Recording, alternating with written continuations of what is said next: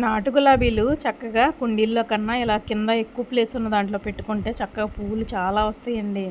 నా టైంలో అయితే రూపాయి గులాబీలు అనేవాళ్ళం. చక్కగా సైకిల్ మీద తట్టలు పెట్టుకొని తట్టల్లో ఇలా గులాబీ పువ్వులు తీసుకొచ్చేవాళ్ళు. మీలో ఎంతమందికి గుర్తుంది? మా సైడ్ అయితే విజయవాడలో అలాగే సైకిల్ మీద ఒక పెద్ద తట్ట లాంటిది పెట్టుకొని ఇలాగ గులాబీ పూలన్నీ వేసుకొచ్చి అమ్మేవాళ్ళండి. నాకు చాలా ఇష్టం ఈ నాటు గులాబీ. మనం తినేయచ్చు కూడా దీంతో. పంచదార వేసి పటికి బెల్లం వేసి గులాబీ రేకులతోటి చేస్తారు కూడా.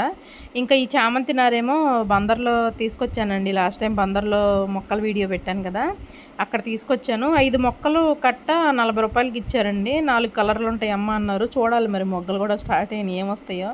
ఇదిగోండి కిందేమో 3 నాటు గులాబీ మొక్కలు పెట్టా. ఇదేమో హైబ్రిడ్ రెడ్ కలరు. ఇంకా 3 ఏమో నాటు గులాబీ పెట్టాను. మూడిట్లో 2టికి పువ్వులు వచ్చినాయి. ఇంకోటేమో మొగ్గలేస్తుంది కింద కాబట్టి మనకు చక్కగా హెల్తీగా ఉంటుందండి. పువ్వులు కూడా మనం ఎక్కువ ఎక్స్పెక్ట్ చేయొచ్చు.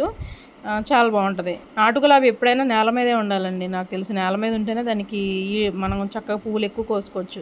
వీటికి మరి మొగ్గలు స్టార్ట్ అయినాయి. బందర్ నుంచి తెచ్చిన చామంతి నారికి అవి ఏం కలర్లు వస్తాయో తెలియదు. 4 కలర్లు ఉంటాయి అమ్మ అన్నాడు. వైటు, రెడ్, ఆరెంజ్, ఇంకోటి ఏదో కలర్ అన్నాడు. చూడాలి మరి. Bye bye.